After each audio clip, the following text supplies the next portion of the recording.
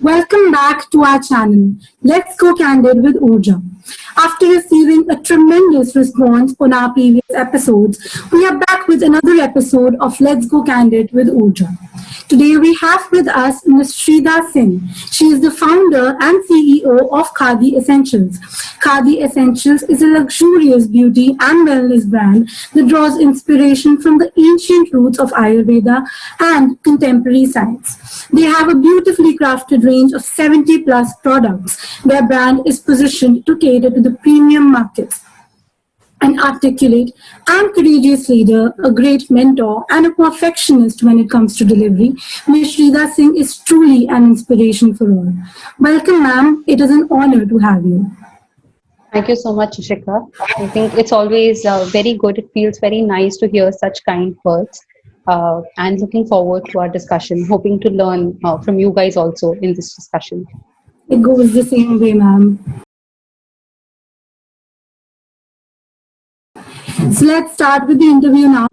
We have two segments in the interview, and each segment has a set of questions that are gathered by our team. Move forward with the first segment. So, ma'am, can you please tell us about Khadi Essentials and how did you essentially come up with the startup idea back in 2018? Okay, so the journey goes back to 2017, and the idea originated from a very personal experience, some skin issue that I personally underwent, and I tried many products, over-the-counter products, and somehow things didn't work out. Back in 2017, I and my co-founder in life, as well as this venture, we happened to visit Kerala for a friend's wedding, and for workaholics like us, you seldom get time wherein you can sit and think about things. There we got exposed to some of the ancient Ayurvedic recipes, and we tried certain concoctions, and whatever skin issues that I had, they kind of vanished. It didn't go overnight, but then it went forever. So which is what was more important for me. And having been brought up in a family where my mom is an avid follower of Ayurveda, I personally, ever since I was a kid, I have been believing in these natural homemade concoctions. We thought that we need to take this concept to the world. We also realized that probably Ayurveda in its true sense would be further benefited if we add it and blend it with contemporary science, because science in its own has its own beauty, and it is, I would say, the results are more visible in a shorter span of time. So that's where the idea originated, and we started working on it. I think we spent around 2 years in the R&D of products. We got in touch with domain specialists, Ayurveda specialists, then various chemical scientists, various R&D people. And we also did a survey of more than 750 people across India to understand various skin and scalp issues and hair issues people might have at. So these people were from various parts of India, various, I would say, ethnicities, various colors, both the genders, and it was an anonymous survey. So based on that, we came up with 16 broad buckets of issues that we wanted to solve. So issues such as open pores, or issues such as hair fall due to reasons that are unknown. Some people might not have a medical issue, but they still have hair fall. So 16 issues were identified, and then we came up with an introductory lot of about 43 products spread across these 16 categories. So we went live only as recent as August last year, and this year, 1st of August, we celebrated our first anniversary. Wow, ma'am, that is amazing. Congratulations. Ma'am, it is said that entrepreneurship is all about solving problems. So, what specific problem that you're trying to solve, and what is your vision for the brand? So I would differ. I would say that entrepreneurship is also about finding problems and then solving it. The problems that we are trying to solve is to beautifully blend the ancient Ayurvedic recipes that have been lying there in the pages of our Indian history, and blend it with whatever the modern science has to offer. So if you, let's say, broadly bifurcate our products into two parts, it'll have state of the art modern scientific touch to it, and at the same time an element of ancient Ayurveda to it. Okay. Very well answered, ma'am. So Ayurveda originated in India over 6,000 years ago. So how has the Ayurvedic product industry evolved over the years? And what is your view on the commoditization of Ayurveda? So I personally believe that we as humans or human race in general, we always complete a full circle. So we start with basic things and then we complicate it, we overcomplicate it, and then we complicate it to the point where simple becomes complicated, and then we start going back, in our this urge to complete the full circle. So we move towards minimalism and decluttering and all of that. I think now we are very fortunate that we are seeing, you, I, our parents, in future our kids.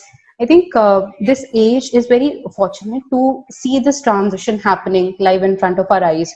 So I think we are at the perfect cusp of that transition happening, where people are now moving back to their ancient roots, and especially with the current situation that is on the pandemic.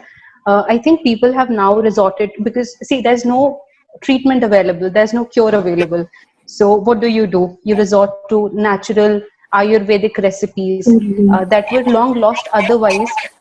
The pages were dusted, nobody would know what giloy is, what ashwagandha is. But I think either humankind evolves like that, or the world presents itself in such a manner that you complete a full circle. So I think we are very fortunate to be witnessing this transition. When it comes to commoditization, I think again it's very subjective. The other way of looking, the way I look at it is that if something is of value, not if so. I mean, commoditization is also in terms of food, right? You cannot grow your own paddy, you cannot grow your own rice, you cannot grow your own pulses, but you have to eat food, right? So somebody grows it for you, then there is a chain, and then you are the end user, you are the consumer. But in the process of the product reaching it to you, there are multiple layers, and everybody earns from it in some way or the other. So I think wherever there is something which is of value, uh, people will find a way to let's say earn their share out of it. And also when you look at the larger market, I think this will continue till the time the demand is higher than supply. Market forces will balance themselves. So Exactly. if the supply increases, it surpasses demand, then it will stop all of a sudden. That was very well answered, ma'am. I think it was genuinely very insightful. Actually, even we have started, shifting to Ayurvedic products like these Yeah. oil and neem since the pandemic, especially. So it's, very relatable in that. Yeah. Yeah. So coming to the next question, ma'am. Today, one can't talk about Ayurveda without mentioning brands like Patanjali. They have pretty much made it mainstream and have an, a whole array of, Ayurvedic products. So what is your view on this? Since a lot of brands have emerged now and people are inclining towards Ayurveda.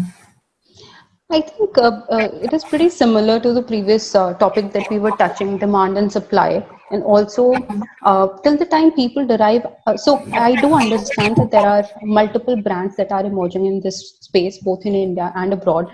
But then the beauty is such that although the pie is so big, everybody has got some share of that pie. The other beautiful aspect is that everybody has their own USP of whatever they are doing. So Exactly. everybody's value proposition is very unique and very different, and which is why because the customer, I would say, is so dynamic.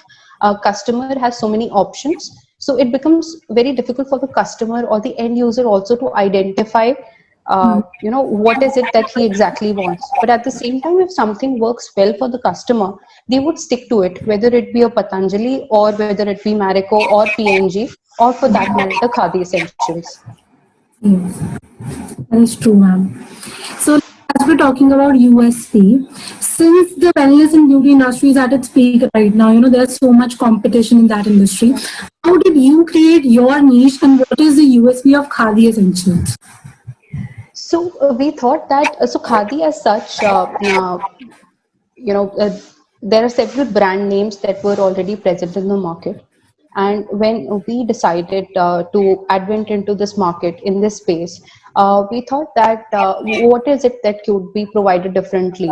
So there are certain tangible and intangible aspects to a product. The tangible aspects could be, the look and feel, the texture, the way the product smells, and the way the product is experienced by the customer, and also the way the product performs. So these could be the tangible aspects. The intangible aspects could be the way the brand is positioned, the tonality, the way brand communicates with somebody sitting in one corner. So we are based in Gurgaon, sitting communicating with somebody based in some part of the world.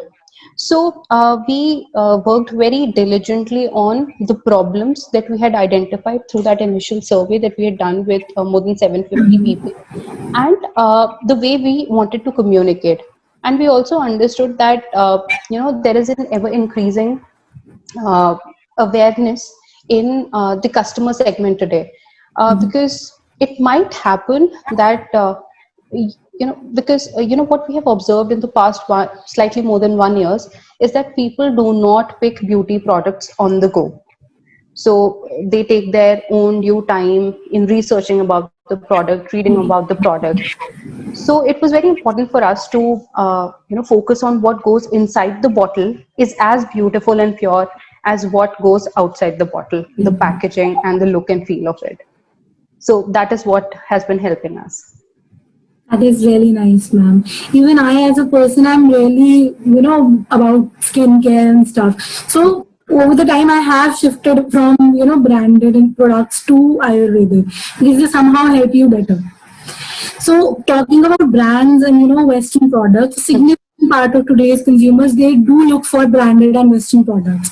So having launched an Ayurvedic brand, did you kind, a bit of a teething problem over there? No, I wouldn't say so, because the market, like we've been talking, has been increasingly getting aware towards Ayurveda and the kind of benefits that it has to bring to the table. Uh, I would definitely agree with you that people do look for branded products, but at the end of the day, whether branded or not, this is a very personal choice, because people, whether it is a branded product and or not, it has to do good to your skin and hair at the end of the day. You would immediately leave some branded or non-branded product if you do not derive value out of it, because products can do more harm than good if they are a wrong choice for your skin or hair.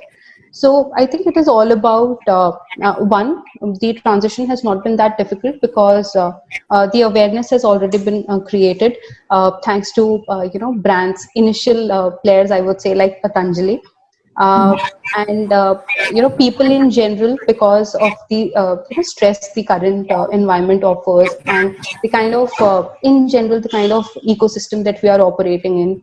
People are already having enough dose of pollution and UV radiations and all of that. So people want to now resort to something which is slightly more natural, slightly more pure and serene. And hence, people are accepting and welcoming Ayurveda and Ayurvedic products with open arms. I totally agree, ma'am. Yeah. Historically, we've been conditioned to think of our competitors, like our enemies, like they're purely trying to steal our share of market. But when we look at today's millennial women, there's been a drastic change in that mindset. We have replaced competition with collaboration. So, what's your take on importance of market competition friendliness?